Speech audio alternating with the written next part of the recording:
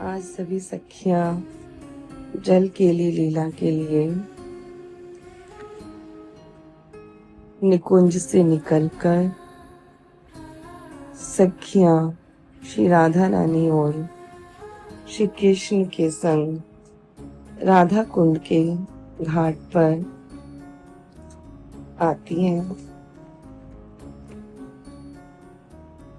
वहां पर चमचमाते हुए संगमरमर के घाट हैं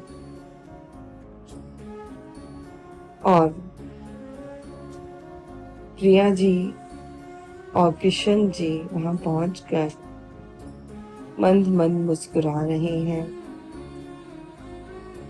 बहुत प्रसन्न है सब कि हम सब आज राधा कुंड पर आए हैं जल केली लीला के लिए। रूप मंजरी प्रिया जी के मस्तक से मनियों का चूड़ा उतार लेती हैं उनको जल में ले जाने के लिए, और ललिता कृष्ण का मुकुट उतारने के लिए आती हैं। पर श्री कृष्ण पीछे हट जाते हैं और कहते हैं, धूत चल हट, मैं मुकुट सहित नहीं नहाऊंगा।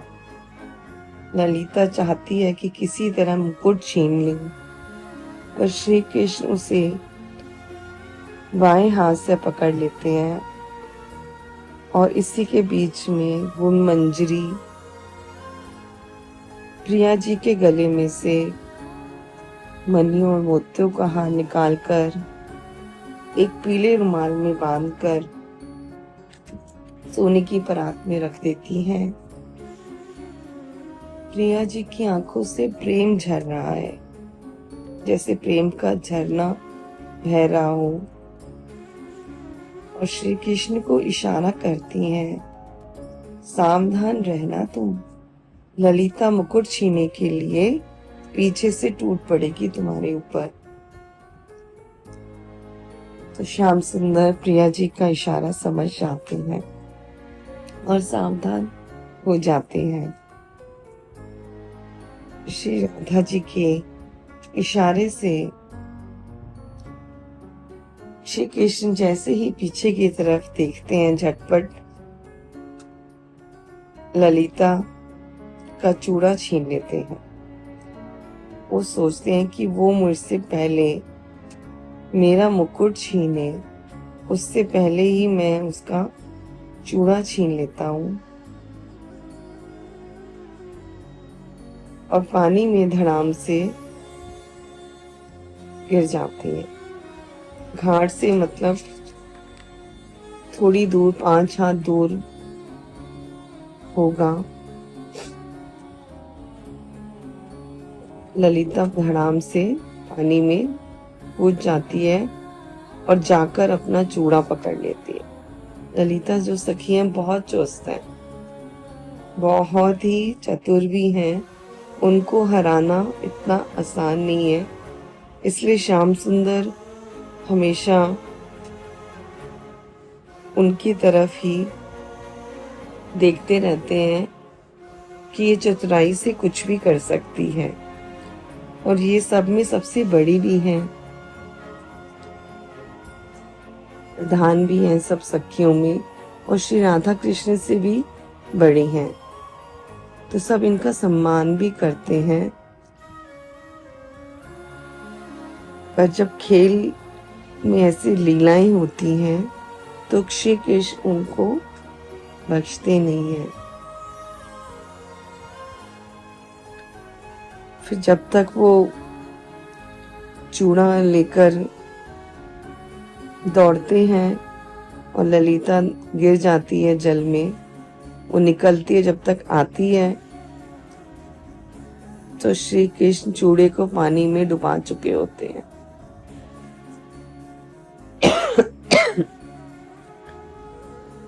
जिससे उस पर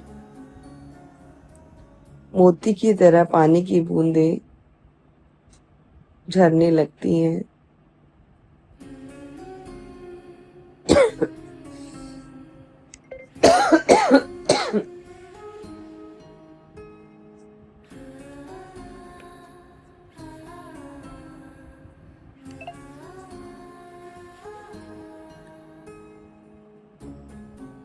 जब ललिता ने चूड़ा पकड़ लिया तब उसके लिए छीना झपटी होने लगती है।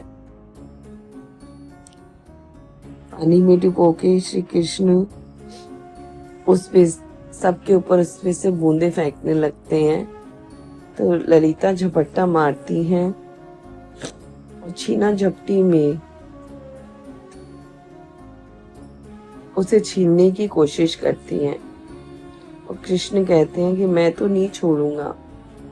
ललिता कहती है मैं लेकर छोड़ूंगी।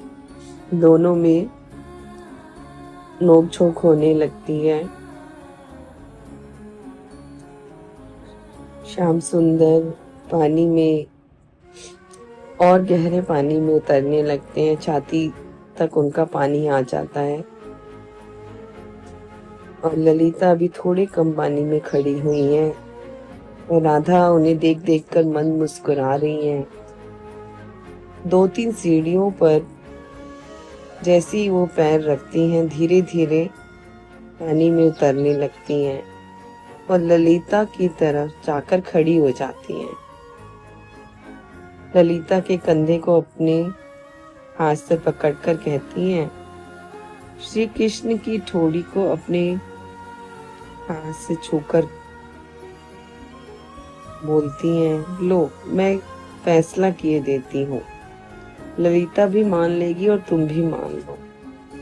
श्री कृष्ण कहते हैं, कैसा फैसला? पहले बताओ, उसके बाद सोचेंगे कि मानना है कि नहीं मानना। तो राधा रानी कहती हैं, चूड़ा मेरे हाथ में दे दो। और श्री कृष्ण मना कर देते हैं कि नहीं, मैं नहीं दूंगा चूड़ा। वो तुम्हारी प्रिय सखी है ना, तो तुम उसको वापस कर दोगे। और राधा रानी कहती है, नहीं नहीं मैं नहीं दूंगी, तुम मुझे दे दो। तो जब इतने वो प्रेम और विश्वास से कहती हैं तो श्री कृष्ण उनको चूड़ा दे देते हैं। गुण मंजरी श्री राधा रानी के पीछे पीछे आती हैं। उनकी जो सेविका है वो पीछे पीछे आती हैं राधा रानी के, और श्री राधा रानी कुछ इशारा करती है उनको।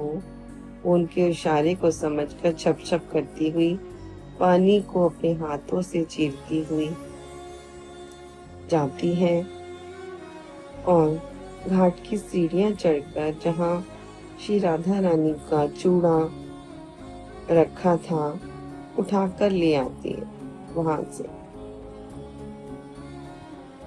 और श्री राधा रानी चूड़े को अपने सिर पर धारण कर लेती हैं। कहती हैं, ललिता का कहना था कि मैंने चूड़ा उतार दिया है तो तुम भी मुकुट उतार दो श्याम सुंदर। अब मैंने चूड़ा पहन लिया है, अब दोनों का दाव बराबर हो गया है। तुम मुकुट नहीं उतारना चाहते तो कोई बात नहीं, लो मैंने भी चूड़ामणि धारण कर लिया। अब हम इनके समेत ही स्नान करेंगे। जो ललिता का चूड़ा तुमने छीन लिया था उसका यही दंड है कि तुम अपने हाथों से ललिता को चूड़ा पहना दो और उसके हाथ में अपनी वंशी दे दो। आज दिन भर वंशी उनके पास रहेगी। अब यहाँ पे श्री राधा रानी देखो बिल्कुल सही न्याय कर रही हैं कि तुमने ललिता का चूड़ा नहीं छीनना चाहिए था। तो वो उनको कहती हैं कि अब वंशी तुम्हारी पूरा दिन ललिता के पास रहेगी। श्री कृष्ण एक बार तो झिझक गए कि ये राधा रानी ने क्या फैसला किया है। फिर मन ही मन सोचने लगे, देखते अभी तो खेल शुरू हुआ है। और फिर बोले, अभी वंशी दे दूं? राधा रानी से कह रहे हैं, मन मन ही भी बोल रहे हैं, अपने से पूछ भी रहे हैं, कुछ निर्णय कर रहे हैं कि अभी वंशी दे देता हूँ, बाद में देखते हैं, ऐसा कोई उपाय ढूंढ लेंगे। अभी तो बजाना नहीं है वंशी को, अभी तो स्नान करना है, तो अभी वंशी दे देते हैं। ये सोचकर श्री कृष्ण मुस्कुराते हुए चूड़ा ललिता के सर पर बांधने लग जाते हैं और चूड़ा बांधकर फिर वंशी से ललिता की ठोड़ी को छू छू कर कहते हैं, ये लो, वंशी भी ले लो, तुम खुश हो जाओ। ललिता वंशी लेकर अपनी दासियों के संग घाट पर चली जाती है और लवंग मंजरी जो उनकी दासी है उनको दे देती है कि तुम इसको संभाल कर रखना अपनी कंचकी में।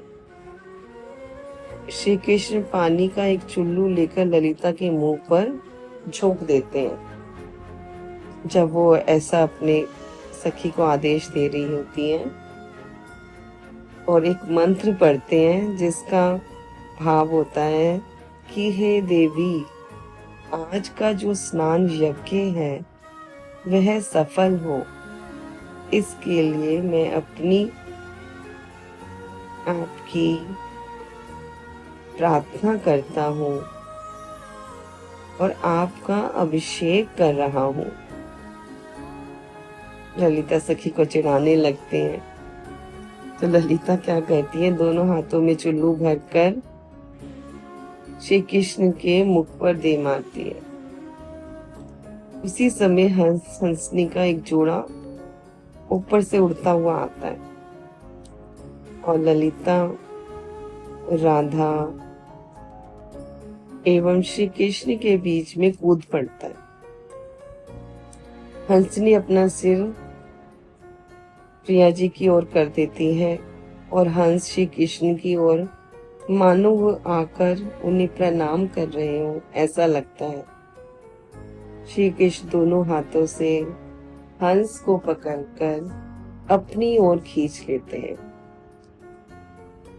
और अपने दाएं हाथ से हंस के सिर पर जल डालने लगते हैं। श्री जी भी हंसनी को अपनी ओर खींच लेती हैं और उसके सर पर जल डालने लगती हैं।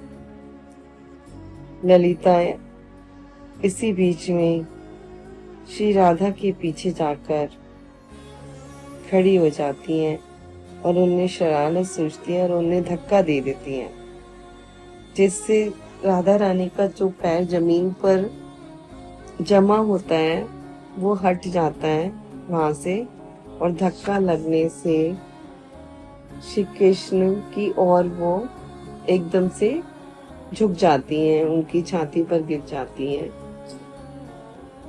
श्री कृष्ण की पीठ पर अपना हाथ उठाकर राधा रानी अपने आप को संभालने लगती है। क्या करती है, अपने हाथ को जैसे तैसे श्री कृष्ण को पकड़ने की लिए कोशिश करती है अपने हाथ से कि मैं गिर ना जाऊं, और ललिता घाट की तरफ मुंह करके भागने लगती है कि उसे पता है मैंने शरारत की है तो मुझे अब इसका दंड मिलेगा, वापसी में मेरे साथ भी ऐसा ही कुछ होने वाला है। पर जो श्री कृष्ण है वो भी बड़े चतुर हैं, वो राधा रानी को तो बचा लेते हैं, संभाल लेते हैं, और दूसरे हाथ से जब ललिता जी भाग रही होती हैं तो उनको भी हाथ बढ़ाकर पकड़ लेते हैं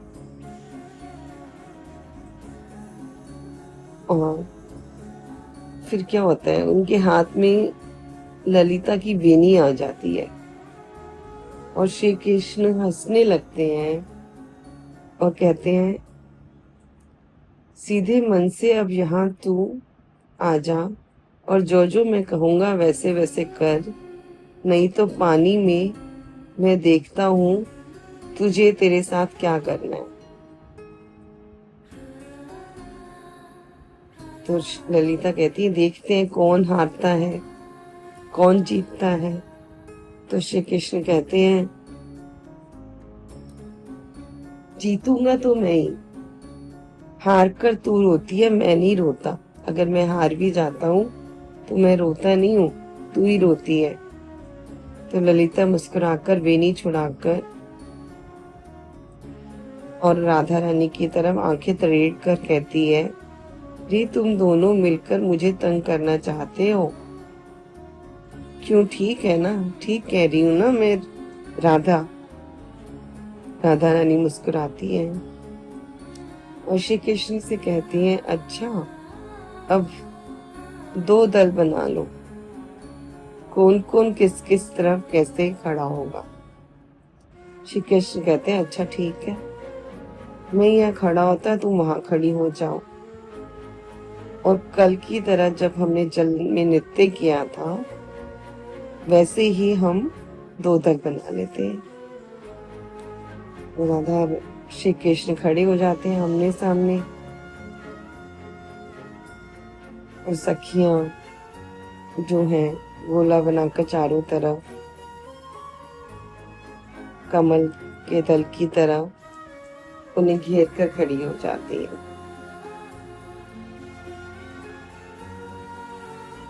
उसी समय घाट पर पानी में अपना आधा पैर रखकर मधुमती वीणा के तार को झनझन करती हुई बजाती हैं और विमल मंजरी मृदंग बजाती हैं और उसी सुर में नृत्य प्रारंभ हो जाता है।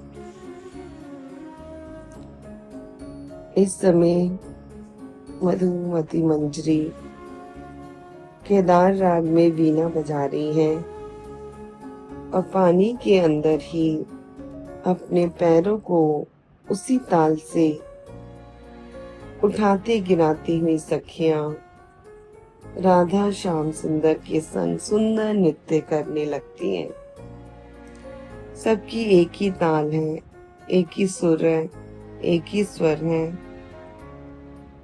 और सखियां अपने हाथों से भाव बता रही हैं, नचा नचा के हाथों को सुर के अनुसार।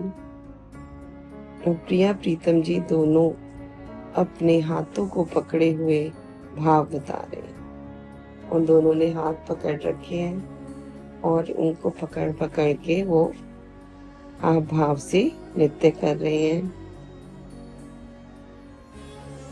सखियों की मंडली चारों तरफ राधा कृष्ण के घूमने लगती है।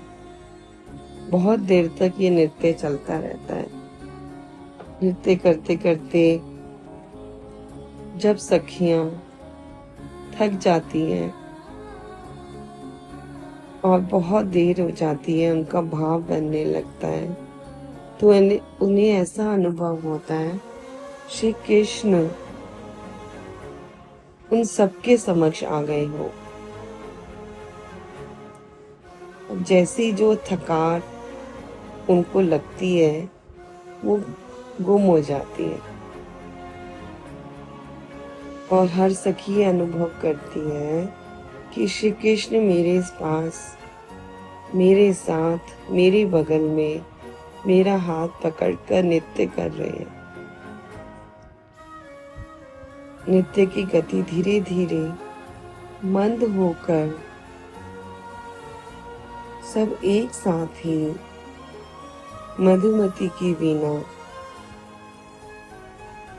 की तरह मंद होते होते धीरे धीरे बंद हो जाती है और सब खड़े हो जाते हैं और श्री कृष्ण का और श्री राधा रानी का मुख आमने सामने है। और नृत्य के बाद सबकी तैरने की होड़ लगती है कि कौन कितना अधिक तैर सकता है। एक ही बात, एक लीला उनकी चलती रहती है। इन्हीं की वो स्नान किया और वापस आ गए। स्नान करते करते ही वो बहुत सारी लीलाएं फिर करते हैं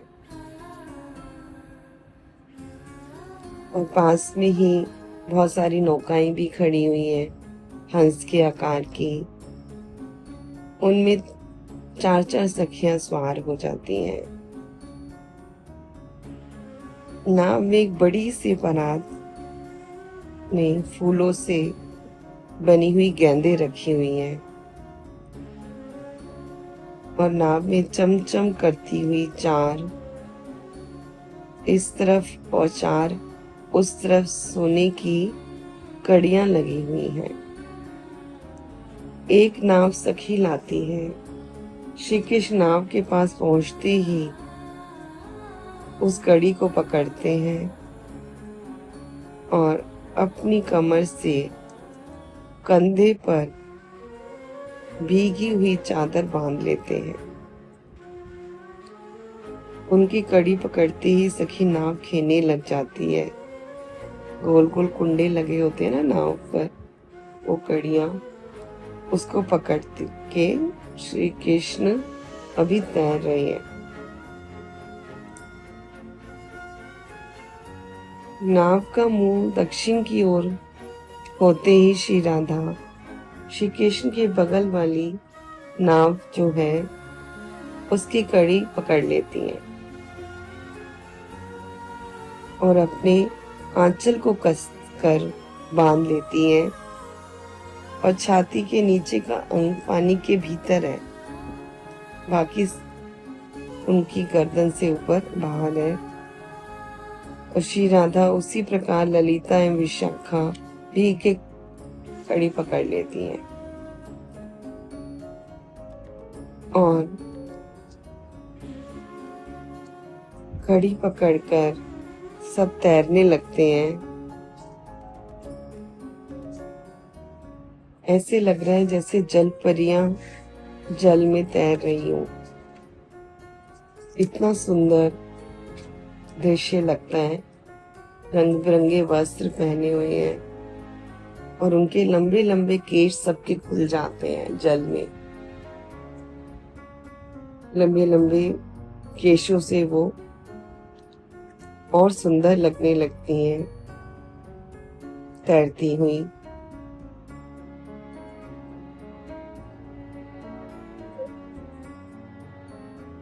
जब नाव कुंड के बीच में पहुंचती है और वो चक्कर काटकर गोल गोल चक्कर काटने लगती है और श्री कृष्ण की नाव फिर खड़ी हो जाती है चक्कर काटते काटते। और जो सखियां हैं जो नाव खे रही हैं वो परातों में से एक एक गेंद लेकर सबको पकड़ा देती हैं। जिन्होंने राधा ललिता विशाखा कृष्ण को उछालकर एक गेंद ऐसे दे देती हैं और पैरों से तैर रही हैं और हाथों से गेंद से खेल रही हैं। इतनी वो सक्षम है उसमें कि वो दोनों कार्य इकट्ठे कर सकती हैं। तैरते हुए गेंद भी खेल सकती हैं। गेंद का जो खेल है वो शुरू होता है। सब बहुत देर तक आपस में फूलों की गेंद को फेंकते हैं, पकड़ते हैं और गेंद से खेलते रहते हैं।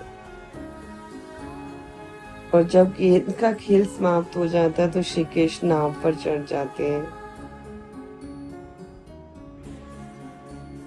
और नाव को खुद खेलने लगते हैं। और फिर नाव को खेते खेते प्रिया जी के पास ले जाते हैं और उनका हाथ पकड़कर उन्हें भी नाव में बिठा लेते हैं। और राधा कुंड में बहुत सुंदर सुंदर कमल खिले हुए हैं।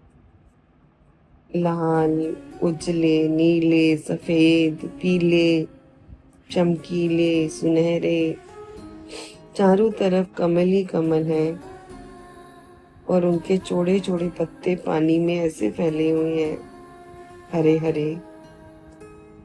इतने सुंदर लग रहे हैं, और उन पर जो बूंदें पड़ी हुई हैं, ऐसे लग रहा है कि मोती पड़े हुए हों। और जो सखियां हैं वो अभी भी नाव के कुंडे पकड़कर पानी में बह रही हैं, और कमल के आसपास जो उनके पत्ते हैं उनको तोड़ने लगती हैं। वो कमल हवा के झोंकों से हिल रहे हैं, और हवा तेज तेज चलने लगती है तो कमल भी तेज तेज हिलने लग जाते हैं। और श्री राधा रानी को कमल के पुष्प बहुत पसंद है, तो वो नाव में थोड़ा सा झुक जाती हैं, बाहर की तरफ लेट जाती हैं ऐसे नाव में, और झुककर कमल को छूने लगती हैं और कमलों को तोड़ने लगती हैं। और जो सखियों ने हरे पत्ते तोड़े हैं कमलों के, उनके दोने बना देती हैं। उन दोनों में बूंदियां भर भर के राधा रानी को देती हैं, और कहती हैं कि आप ये मीन को और हंसों को खिलाओ। राधा रानी उन दोनों को जल में डालने लगती हैं। जैसे जैसे नाव आगे बढ़ती चली जाती है, कमलों के पुष्पों पे जो भौरे बैठे होते हैं वो प्रिया प्रीतम जी को देखकर मदहोश हो जाते हैं, और भौरों की भीड़ जैसे गुनगुनाती हुई उनकी तरफ दौड़ने लगती है। नाव के पीछे पीछे भौरे उड़ने लगते हैं।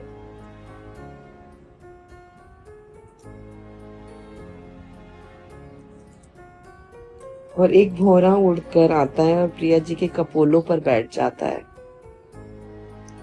प्रिया जी उसे बार बार उड़ाने की कोशिश करती है, पर वह नहीं उड़ता। और श्री कृष्ण कमर में खोसे हुए पीताम्बर का जो छोर पानी में तैर रहा था, उसको उठाकर उससे अपना मुंह ढक लेते हैं, और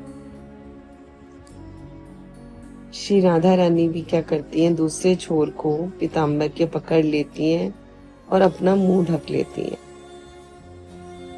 और श्री कृष्ण फिर ये देखकर हंसने लगते हैं, और भौरा जब देखता है कि प्रिया जी ने मुंह ढक लिया है तो वो भी वहां से चला जाता है।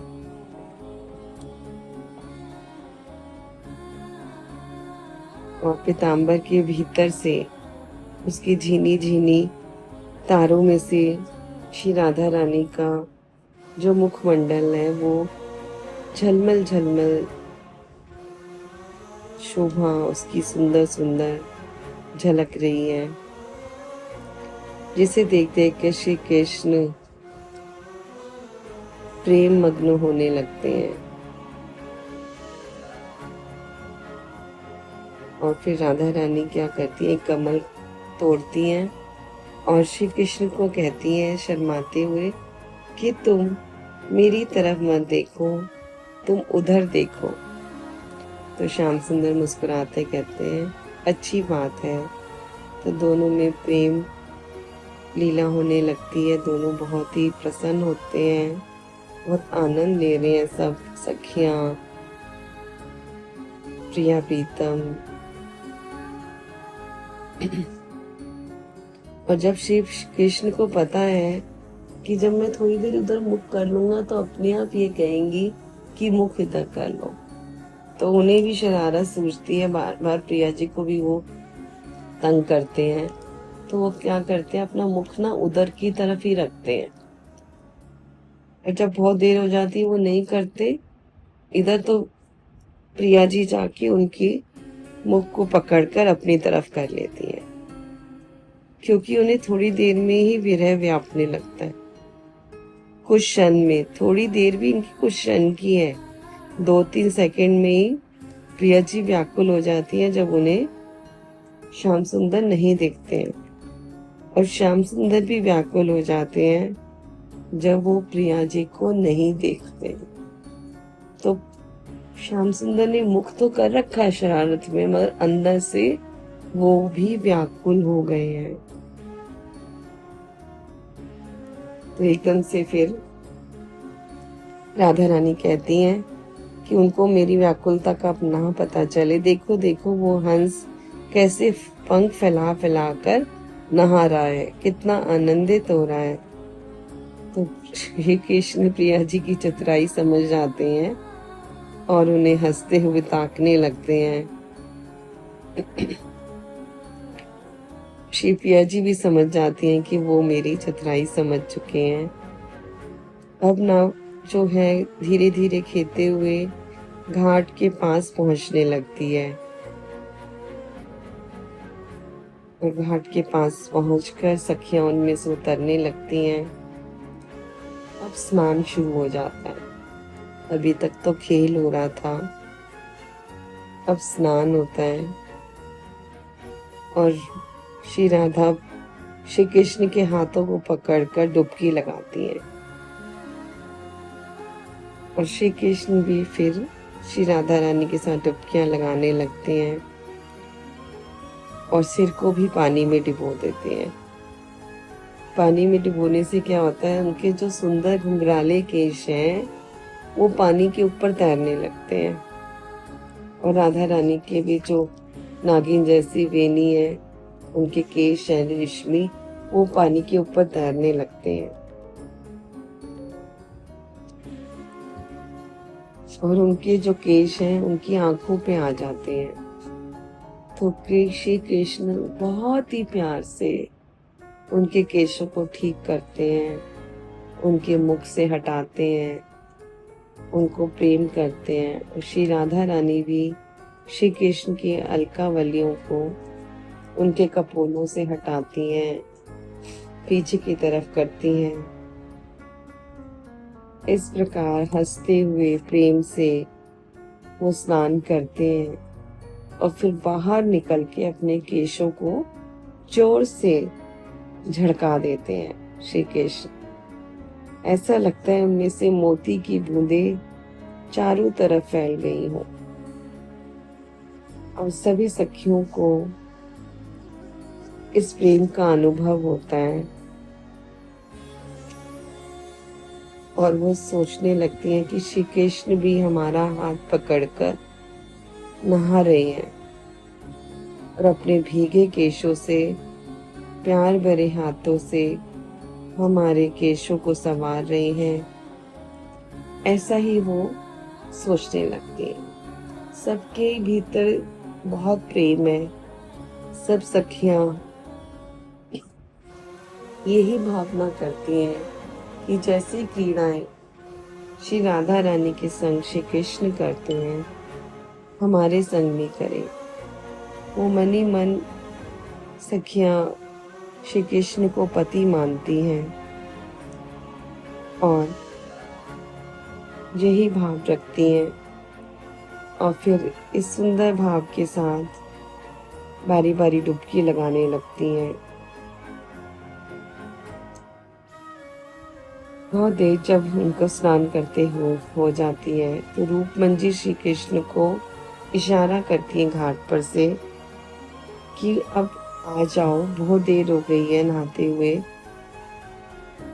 तो श्री कृष्ण प्रिया जी का हाथ पकड़कर घाट पर आने लगते हैं। अब हम ऐसा अनुभव करें कि श्री कृष्ण राधा रानी का हाथ पकड़े हुए घाट की सीढ़ियां चढ़ रहे हैं। कितने सुंदर लग रहे हैं ये दोनों रस दंपत्ति। उनकी आंखों से प्रेम झड़ रहा है और पीछे पीछे सखियां भी चलने लगती हैं।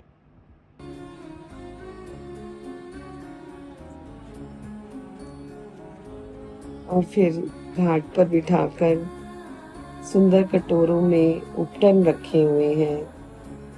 स्वर्ण के कटोरे हैं, केसर, चंदन, पुष्प के उपटन बनाए हुए हैं। वो उनकी पीठ पर मलने लगती हैं और राधा रानी के मुख पर मलने लगती हैं और उनके उपटनों से उनको मलती हैं, उनके पूरे शरीर को,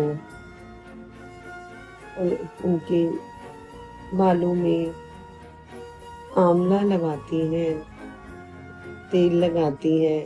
फिर सोने के गागर भर भर के वहीं घाट की सीढ़ियों पर बैठाकर सखियां प्रिया प्रीतम जी को नहला रही हैं, उनके उपटन को उतार रही हैं। फिर तौलिए से सर को पोंछती हैं श्री कृष्ण के।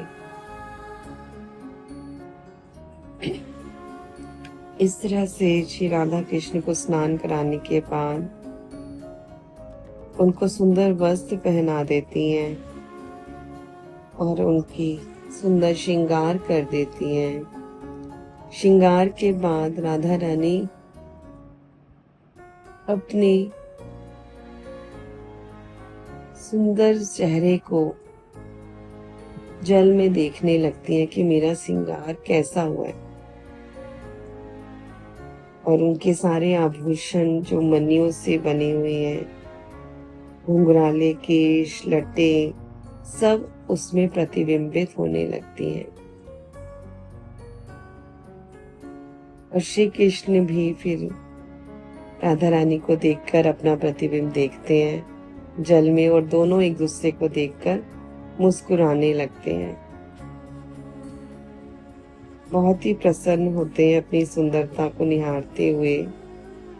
तो ललिता कहती है कि राधे की सुंदरता तुम्हारे मुख पर पड़ रही है।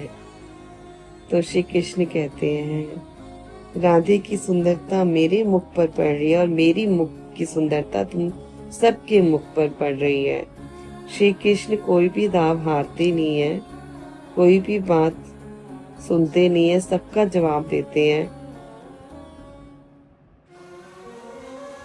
और इस तरह से नोक झोंक करते हुए, प्रेम भरी जल क्रीड़ाएं करते हुए, बहुत सुंदर सुंदर वो भाव बनाते हैं, खेल खेलते हैं, प्रेम भरी नोक झोंक करते हैं। इस तरह से विनोद करते हुए आज सखियां जल क्रीड़ा कर कर वापसी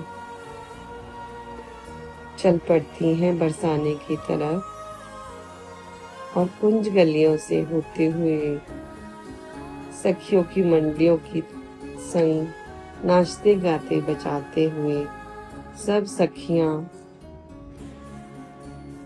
अपने अपने घरों की तरफ चलती हैं, गागर भरकर लेकर चल रही हैं। इस तरह से आज जल केली क्रीड़ा यहाँ पर संपूर्ण होती है। सभी को राधे राधे, प्रणाम।